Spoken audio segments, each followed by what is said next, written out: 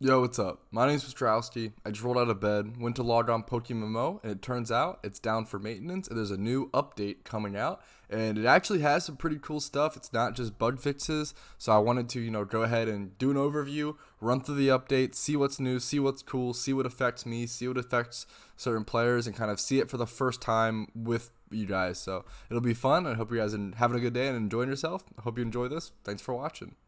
Okay, it's currently 7:30 p.m. on the 21st of September. Games will be up in around 2 hours from initial posting. Things posted for about 2 hours, so the game hopefully should be coming back up soon. But in the meanwhile, let's go ahead and cover this cool stuff. The main one being this. This is some pretty cool stuff. So this is random battles. If anyone's ever played Pokemon Showdown, you may be familiar with this.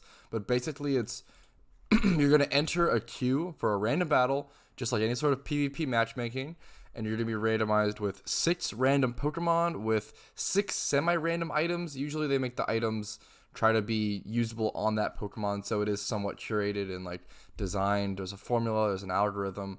But yeah, it's basically just going to be PvP, but you're going to be queuing into like 6 random Pokemon, anything from Gen 1 to 3.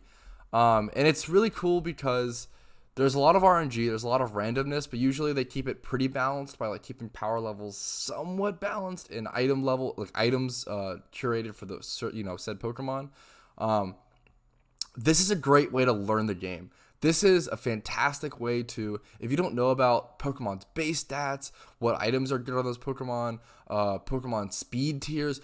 I learned so much about Pokemon speed tiers from playing random battles on Pokemon Showdown, and I heavily recommend, if you're trying to get into the competitive scene, go ahead and jam out some random battles. You're not going to need competitive Pokemon built to do this. Like, you're just going to be able to queue up and just have random Pokemon supplied to you. Random battles are wicked fun. I know that I'll be playing a ton.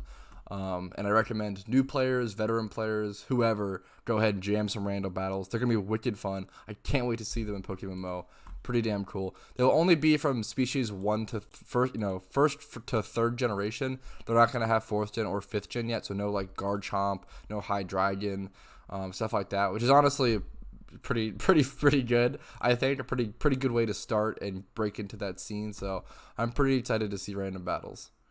Here's some more general information updates. Vanity items are now going to show more data about their release and how you got them, etc., etc. So, for example, the party hat was released in December 2013. It was a limited time item, so you can see like how rare it is. You can see event only items, PvP, whether it was like this boss reward for defeating Pumpkin, matchmaking reward for PvP, just adding more information to any sort of vanity item to let people see. Love that. That's just good. Nothing wrong with that. So cool to see. It also seems like on this quick line of text here, they changed some of the Pokemon in certain trainers gym rebattles, not gym rebattles, but rebattles, certain trainer rebattles. It probably won't affect anything. It probably won't matter for any sort of like routes or any sort of like rich trainers people rebattle, but it's important to note to see if it, maybe it affects something. Maybe you won't battle a certain trainer anymore. Maybe we'll battle a certain trainer more because they have like less Pokemon or something like that. We'll see what that does. I'm just not quite sure yet. There's no like details within this post. We'll have to just test it in game. They added the pickup ability within battle, which is pretty cool. I don't think this matters at all for competitive play because there's no real competitive play Pokemon that have the ability to pick up. Like, the Pokemon that have this kind of ability are Meowth, Munchlax, and I know Teddiursa used to have this ability. I think it might still. So like Teddiursa, Munchlax, Meowth. Those aren't really competitive Pokemon that are played in any sort of tier. So I don't think this will matter, but basically, if you're in an NPC battle and have a pickup Pokemon now, they can use that item that your opponent like consumes, like a berry. Let's say your opponent's Pokemon use an Oran berry that turn. It has a chance to like pick it up and use that Oran berry for itself. So kind of neat for like, I guess if you're like paydang through some trainer battles and you can like kind of steal their items. I don't know if you'll actually be able to like have those items be put like in their like in your trainer's bag, or if it's just like attached to your Pokemon to use, or I'm not sure how that'll work. So we'll see how that works. Pretty cool though. They at least added a new feature, added a new ability. Cool to see.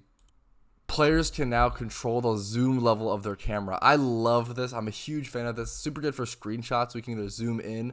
If we can zoom out more than we already can, I would also love that. I love getting that, like, as backed out view as you possibly can in a game to be able to see as much as you possibly can.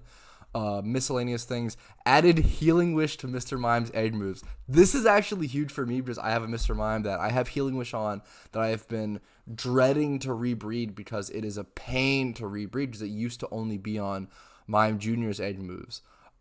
This thing, yeah, breeding Mr. Mime was an absolute fucking pain with Healing Wish. Healing Wish is like not a super like wanted move, but I think it's very interesting on Mr. Mime, and I really wanted it to be part of like a Trick Room Mr. Mime. I think it's very, very interesting. I wanted to have one, at least to collect. So that honestly helps me personally a lot, and I hope other people will, maybe have some Mr. Mime breeds going, because it's a really underrated Pokemon, and I think it's cool to see. All right, mysterious gem crafting. Now create multiple stacks at a time, processing up to 99 mysterious gems at a time. I don't know much about the mysterious gem crafting process, so I'm not the person to ask about this. I know just more about buying them and using them to change your hidden powers. I have no idea how to make them or anything about that process, so I have no comment on that.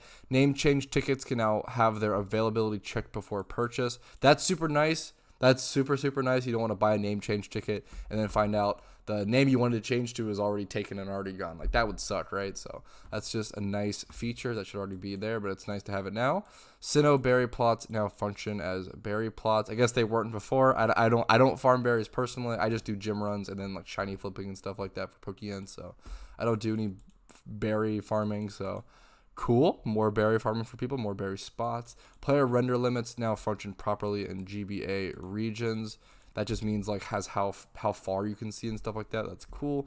Players may now sign up with BattleBots teams if they're in a particularly partially completed region, if they meet the minimum requirement in at least one region. Previously, if a player attempted to sign up for a tournament after having completed one region, but before they met the badge requirement in their current region, they couldn't sign up even if they had a valid party. Gotcha. That's really interesting. So basically, if you were to sign up in Sinnoh and you only had, like, let's say 2 badges in Sinnoh, but you had every other region completed, you're trying to sign up for a PvP tournament and you chose your battle box, it like wouldn't let you, is what this is saying. So basically, like, even though you have like a ton of other regions completed, you're clearly a seasoned player, but Sinnoh is like kind of newer to the game, still at least the newest region. It wouldn't let you sign up even if you had like the other 3 storylines done and you had a battle box and you had like all these competitive Pokemon.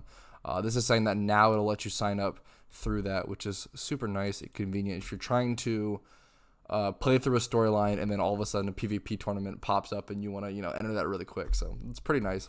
Why not? Some quick balancing changes. I like these. I read this already and I really like this. This isn't super important. It's not like the most impactful thing. Razor Fang, Quick Claw, Focus Band, and King's Rock will now broadcast their presence when swapping in. So these are pretty notoriously RNG items. Razor Fang, I believe, raises crit. Quick Claw like lets you occasionally move first randomly. Focus Band lets you 10% of the time, I believe. 10% of the time, it's like a permanent focus sash, but it's 10% of the time. And it also can activate at any HP, so it's not just like from 100% to 1%, like Focus Sashes. And King's Rock raises critical hit, I believe. So these are all pretty like RNG items, and it's good to make your opponent be aware of them. So what's going to happen is you're going to swap in a Pokemon with Focus Band, and it's going to be like, Sudowoodo,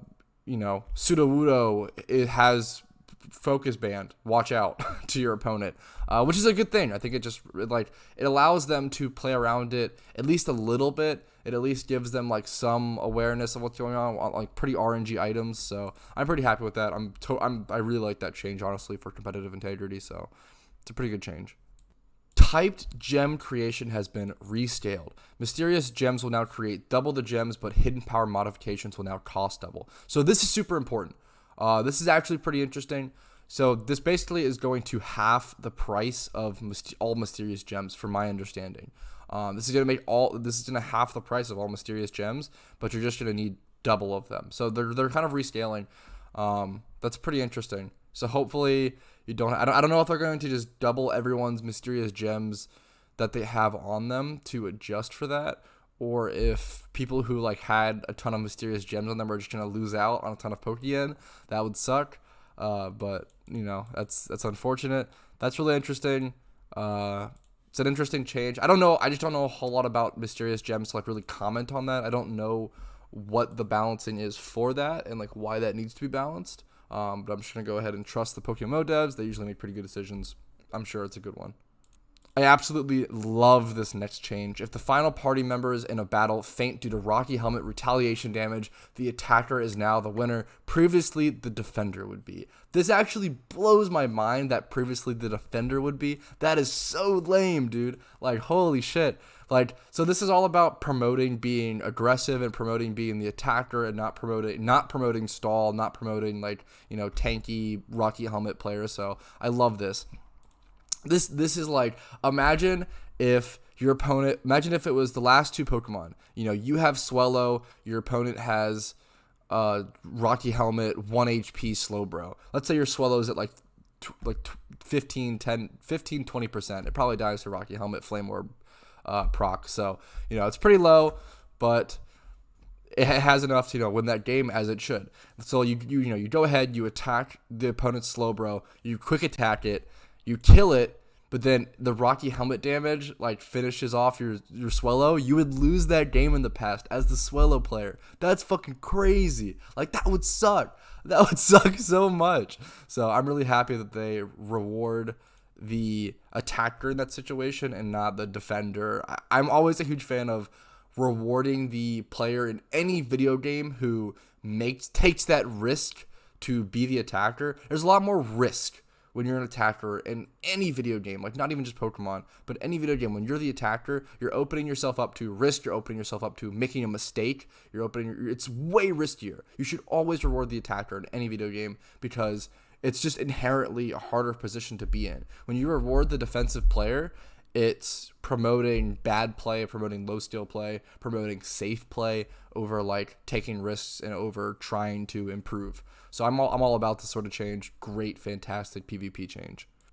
Repels now work normally in the Safari Zone. I don't know if they didn't before or I think they just like took a different amount of steps would be my guess. I don't remember. That's interesting. I feel like I've used Repels in the Safari Zone before. There might have been like a different step thing. Heal Powder's sell price has been reduced from 450 to 400. That's an interesting change. It's interesting. I don't know how. I have no opinion on that. It doesn't affect me that much, so it's just interesting. I'm not gonna go through all the bug fixes. I will like quickly skim through to see if there's anything super interesting worth to note, and I'll get back to you guys with that, or I'll get back to you guys with an outro. But thank you guys for watching. I appreciate it. Okay, yeah, they are all just bug fixes, so it's nothing super important. But the most notable ones might be fix an issue where breeding would assume a default gender if the player disconnected during some dialogue. So if you disconnected while breeding, it would then like pick a gender for you, which would and sometimes ruin your breed. So that's an important bug fix and correction. Wild encounters may no longer knock off a player's items. That's pretty important. So not wild Pokemon can't, you know, defeat your knock off your item on your Pokemon. It's pretty helpful and useful during battles. Those are some of the main things. There was a bug fix where Fling would destroy unflingable items, so that's pretty good. Don't want to see items be destroyed on accident. That would suck. But that's pretty much it. Pretty much anything notable. Thank you guys so much for watching. If you liked this video, please like this video. If you disliked this video, please dislike this video. Please leave any comments, questions, concerns, feedback in the comments. I really appreciate it. Have a great day. Click that subscribe button, ring that bell for notifications for future daily PokeMMO uploads, and peace. Have a good one.